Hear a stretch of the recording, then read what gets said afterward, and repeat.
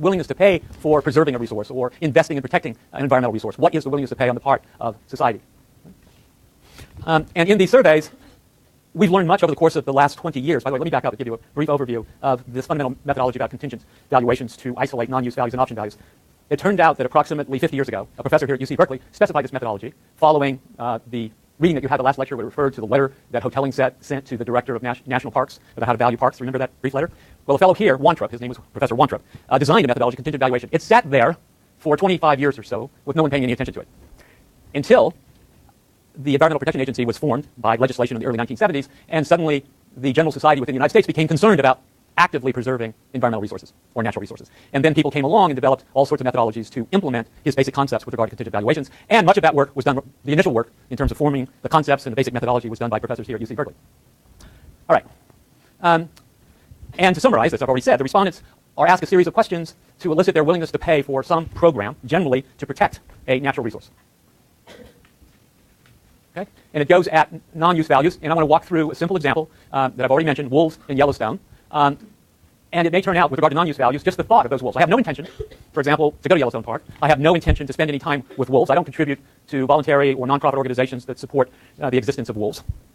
But I like the thought of it. Right? I like the freedom that they have. Right? And I don't travel there, so I can't very well use reveal preference and use the travel cost methodology, right? Because if I did that, there would be a zero observation. So I couldn't learn anything about my willingness to pay from any visitations that have taken place with regard to my traveling to Yellowstone Park. The option value. One day, I don't know what my preferences are going to be 10 years from now, but maybe it'll turn out just the thought of spending some time with wolves would be very advantageous. So I want that option value.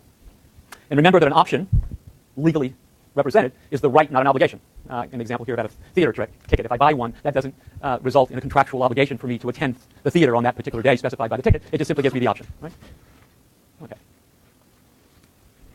Now, there's got to be a specific project, and what's been learned about these contingent valuation surveys is they've got to be represented as a referendum. You can't just simply walk in a survey of a particular individual and say, what is your willingness to pay? For what? What am I buying? And as a result, most all the surveys are specified as a referendum, giving them a specific program that will protect and enhance the viability of wolves in Yellowstone, and the question is, what is your willingness to pay to have that program implemented? And in the background, the respondent may not have, or doesn't have any direct information, or is uneducated about wolves and their role in the ecosystem, and as a result, they've got to be educated before you elicit their willingness to pay. Okay, I want you to pay attention to the problem with regard to sheep. I'm very concerned about a joke that I have that I hope people find entertaining. And some people don't find it entertaining, but I'm hoping that I can set the foundation for it being at least interesting. Okay, the specific project, allow wolves to run free without constraint in Yellowstone. Now the question is, what happens to the surrounding sheep? There is an externality here. It's like the cattle raising versus the crop production, right? And the wolves generate negative externality for the sheep business because they have a tendency to kill sheep. And this is the foundation for my joke. And let me give you a basic fact, because otherwise you won't find it funny at all. And you're probably all too young to realize this, but it turns out that if you want to eliminate the sexual interest of a male, the simplest way to do so is to castrate them, right? It's over when that happens, right? And by the way, if you look at the cattle industry in the United States, if you look at all the steers that find their way through slaughterhouses to grocery stores, most of those are castrated animals. Well, it turned out in Wyoming that many years ago, and this is a true story, a number of sheep farmers were very upset about the number of wolves because constantly there was a significant spike in death rates of their sheep every so often. So they brought legal actions, and the local county board of supervisors got together and decided they were going to have a major study conducted about how to solve this problem.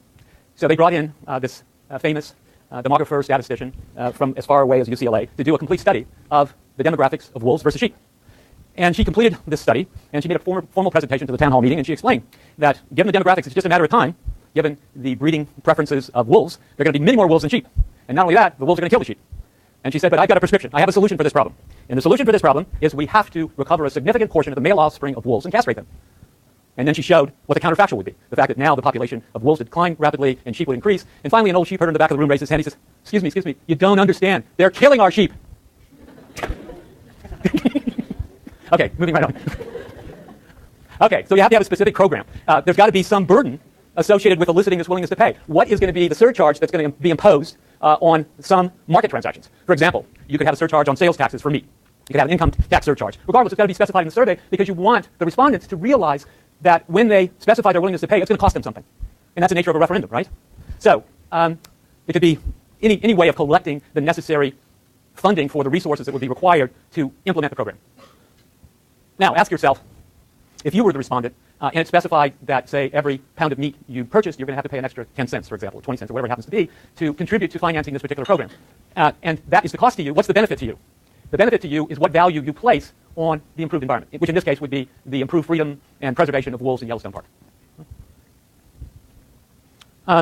And what these survey researchers have found is you've got to be very careful about who does the interview. If you have someone who is actively supporting the program, if they do the interview, there's a bias that's going to be reflected in the responses that are elicited from the population as a whole. So what we've learned over time is that the people doing the interviews must be neutral, must be disinterested. Okay, the question about how much would you be willing to pay to support a wolf haven in Yellowstone Park doesn't work. Instead, you specify it as a referendum, and moreover, you tell the respondents what the cost that's going to be imposed on them for a particular program, and then you go through the process of eliciting what their willingness to pay is. And if you ask them a sequence of questions and you start with, is your willingness to pay to support this program $20? If they say yes, then you know it's at least $20 and it could be higher. Right? So you continue with subsequent specifications on the willingness to pay until they say no. Okay? And at some point you reach an indifference level where that particular respondent will be indifferent between paying that amount versus responding no for a small increment in that willingness to pay. So that's basically how these referendums are conducted. And when they're doing so, you want to find out something about the respondent, namely, what are the basic factors that drive their stated preference with regard to the willingness to pay. And that takes us right back to the basic discussion that we had about demand equations. One of the major factors that affects demand is income levels, right? Remember our discussion about if it turns out that income is a normal good, it does what to the demand function? If a good is a normal good and income goes up, what happens to demand? That's right. And if it's an inferior good, it goes the other way, right? So, you in performing these surveys want to find out something about the characteristics of the respondents that are giving you an estimate of their willingness to pay. And one of the critical variables should be income. If you're asking them to help finance through a surcharge on sales taxes for this wolf program in Yellowstone Park, their income levels, if they're low-income people, the presumption is they're not going to have the same willingness to pay as, say, a high-income person. By the way, talking about normal goods versus inferior goods, ask yourself, are environmental resources a normal good? The demand for environmental resources? Yeah, certainly. And by the way, if you look at all the celebrities in the United States who have incomes in the top 1% of the distribution of income that's generated in the United States, and ask yourself, how much time do they spend on environmental support programs? It shouldn't surprise you. Their income levels are very high, so they put a large willingness to pay, a large demand for preserving environmental resources. If you ask someone who is in the midst of poverty what their willingness to pay for protecting environmental resources, their first concern is about preservation of their lives, right? So that's just something to keep in mind, which says something about when you design your survey, it better be a representative sample, right? Because if it's a sample of the attendees of the Academy Awards, you're going to get very high willingness to pay. They're not going to be representative of the population as a whole. Okay. Education levels, that may be another possible influencing factor on their willingness to pay, the family status, and you can think of a host of other factors, including prices of potential substitutable or complementary goods. And we want to use this data to see whether there's any systematic pattern with regard to those who say yes for a particular willingness to pay versus those who say no. So you can use this kind of data to sort out what are the driving factors that determine the willingness to pay in the sample that you have collected in your state preference study. All right. Now, my earlier point about strategic behavior. Suppose, hypothetically, because all of these stated preferences are hypothetical questions, right? And that's one of the major criticisms. Many of the critiques of state preference methodologies is that all the choices that are specified are hypothetical choices. And you really don't know what a consumer is going to do until you see them actually do it. Okay. So suppose it's $50, and then you ask yourself, what would be the interest of someone who has a real preference for wolves? Are they going to simply specify $50, or are they going to misrepresent by giving a higher number? And there are all sorts of survey techniques that are used to ferret out those people who are misrepresenting their actual willingness to pay, but none of those filtering mechanisms are perfect. All right. Now, analyzing discrete choices, because as I told you, these surveys go to, I'm going to ask in the survey instrument what your willingness to pay is. If you say you're willing to pay $100, then I go on and say, are you willing to pay $120? If they say yes, and then I go to the next step, are you willing to pay $140? And I keep doing this until they say no. This is a discrete choice, right? They're giving you a yes or a no. And this is the basis for that random utility model that was in your textbook for the reading for today's lecture.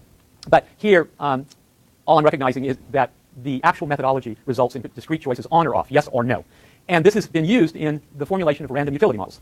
And as I indicated earlier in today's lecture, when we make reference to revealed preference, we look at actual choices, and if one choice is made versus not making a choice with regard to other activities, it must be because that choice is preferred. What drives that is the utility of the respondent, the utility of the consumer, if you wish. And here in this simple linear representation, let's suppose the utility of a consumer is a function of two critical variables, that person's income and what value they place on the environment. And that E may turn out to be preserving or creating havens for wolves in Yellowstone Park, whatever it happens to be. So we'll specify here that E is represented and can be easily measured by the number of wolves in Yellowstone Park. I is income, and the two letters A and B are parameters in that utility function. If I know what A and B is, and I know what your income level is, and I know what the number of wolves are, I can compute your utility. Right? Okay, so the way to think about this in looking at the actual design of these contingent valuation surveys, they come along and say, okay, let's look at two different levels of the environment. What is your utility level, U subscript 1, if you have E1 number of wolves, versus suppose you have a different program where you have E2, E subscript 2, number of wolves, and that is an improvement, but it's going to cost you something. Note that in moving from U1 to U2, we've recognized that you have to help finance the program of increasing the number of wolves from E1 to E2, and that's going to cost you something in the way of your income level, and it's going to be your willingness to pay, which is here P. So you will only end up choosing U2 if the benefit to you of an increase in the number of wolves outweighs the cost to you, which is P, right? Okay? In fact, in utility terms, it's not P per se, it's B times P, right? Okay? Okay, P is the payment that you must make. That is your cost burden for financing this program. And in the actual survey instrument, what you're doing every step of the way with regard to the sequence of questions that are asked trying to elicit the willingness to pay is you're comparing U1 to U2 all along the way. And for every increase in the willingness to pay, you are detracting more and more from your available income. Here, the actual P is represented as a constant, but as I change my willingness to pay, it quite obviously lowers the amount of my effective income given the institution of that program. Okay, if you say yes to a particular willingness to pay, then it must follow that your utility or satisfaction is higher, taking into account the cost to you of your willingness to pay and the benefits of the increase in the number of wolves. And substituting in for each of those two utilities, the following inequality must hold, namely the change in the environment, the improvement of the environment, weighted by A in the utility function, must be greater than the cost to you, namely P, weighted by its effect on your utility level. Now, people clearly are different. This is for one individual, right? And with regard to a sample of respondents, or for that matter, the complete population of all respondents, there are going to be differences among various people with regard to not only their utility functions, their A and B parameters that appear in that utility function, but there are other factors that influence their willingness to pay as well. Personal religion, whether they have a legacy or a history associated with the preservation of that environmental resource. There are all sorts of differences. To represent that quite simply, we just add an additional term to the utility function, taking into account both the value associated with the improvement of the environment, the cost that's borne by financing that improvement environment, and then differences from one individual to another. But still, a yes would suggest that the following inequality holds, namely you still taking into account those differences that exist among respondents, there still is an incremental value in the environment that outweighs the cost or the share that you will have of the burden with regard to financing that environment. Sidebar. One of the big problems with these contingent evaluation surveys is that when they specify their willingness to pay, do each of those individuals think that that kind of program is actually going to be instituted? I mean, is it a credible referendum? That's another way of specifying it. Will the program actually be instituted in which they will have to share in the burden of financing the program? If the respondents believe they can free ride, remember our discussion about free riding? If they believe they can specify a very high willingness to pay, but they don't have to share in the burden of financing that program as reflected by their stated willingness to pay, and they can free ride, everything else constant, you would expect them to give a higher number rather than a lower number, right? Okay. Now, who says yes? Everyone should say yes when their utility level for a yes is above their utility level for a no. And that's exactly what's shown in this simple equation. And moreover, all the ones that say yes are those that are going to have EIs, the idiosyncratic nature of that particular person. Those EIs must be greater than what appears on the right-hand side. But for each willingness to pay, because different respondents have different utility functions, you're going to have some fraction of the respondents saying yes and some fraction saying no. We have to and can, and by the way this takes us back into statistical methodology, we can measure those A's and B's that appear in that utility function. And the methodology for doing so is statistically based. All I want you to recognize is if I do the survey and I collect all that data, I can estimate what are the A's and B's in those utility functions. Now, coming back to the wolf question, and presuming that we've gone through the process of estimating the A's and the B's, then we can specify what is, given the A's and B's, what is the willingness to pay that would result in implementing the program to preserve wolves or provide a safe haven for wolves in Yellowstone Park. And here, the utility level, if we look at this particular utility level and we increase the wolf population by 1, it says it will increase the utility by A, right? Simple enough. And if we get $1 more of income, that will increase utility by B. And holding the utility function constant, we get a direct trade-off between income and wolves. And holding that constant, that exchange rate will be 1 wolf up for A over B dollars of income moving downward. And we can infer from that that the value of the wolf, surprisingly enough, is nothing more than A over B. Okay? Let me give you another intuitive interpretation of the same result. Because looking this over before lecture, it suddenly occurred to me that it wasn't as revealing as I